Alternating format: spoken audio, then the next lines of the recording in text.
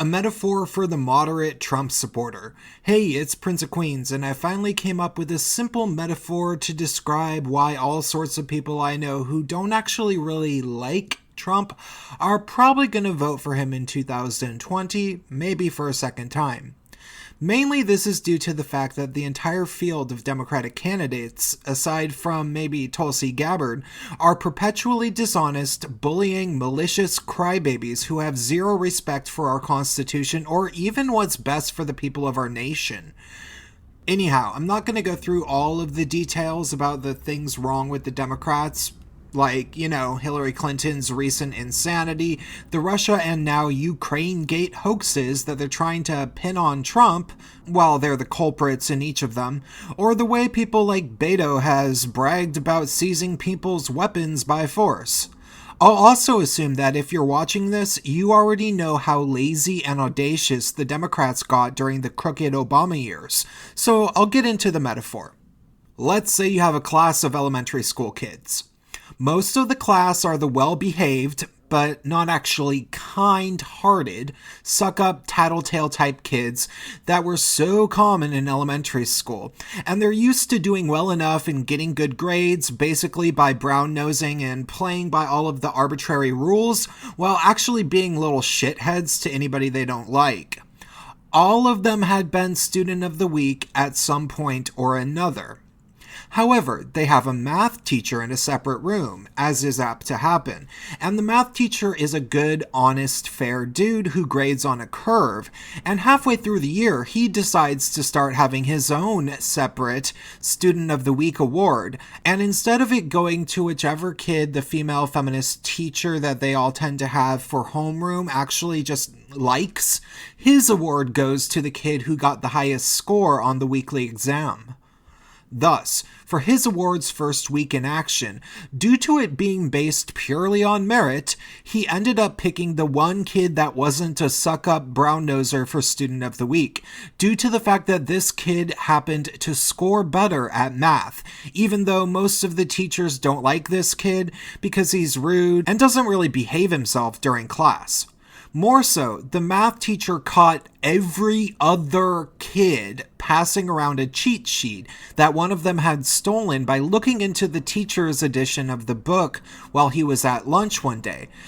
However, they didn't pass it to the one kid because they didn't like him.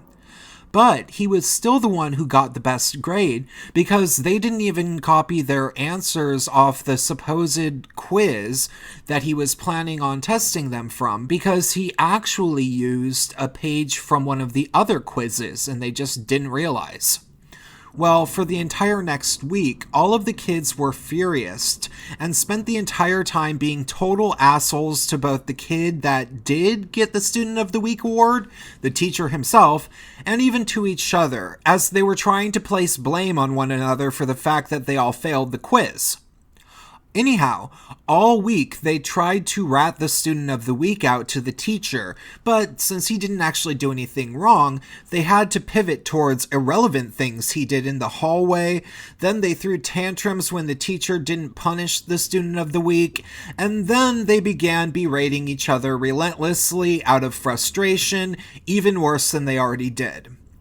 While the Student of the Week tried his best to ignore them, he did tease them back a fair amount when they were saying something completely vile, untrue, and unnecessary. But he still actually managed to focus on the schoolwork he was doing and learning, and paying attention. Finally, the teacher announced that due to the debacle with the stolen test answers, he would be hand grading next week's quiz, after all but one kid wasn't even paying attention to his teaching, so that they wouldn't even have the option of stealing answers again.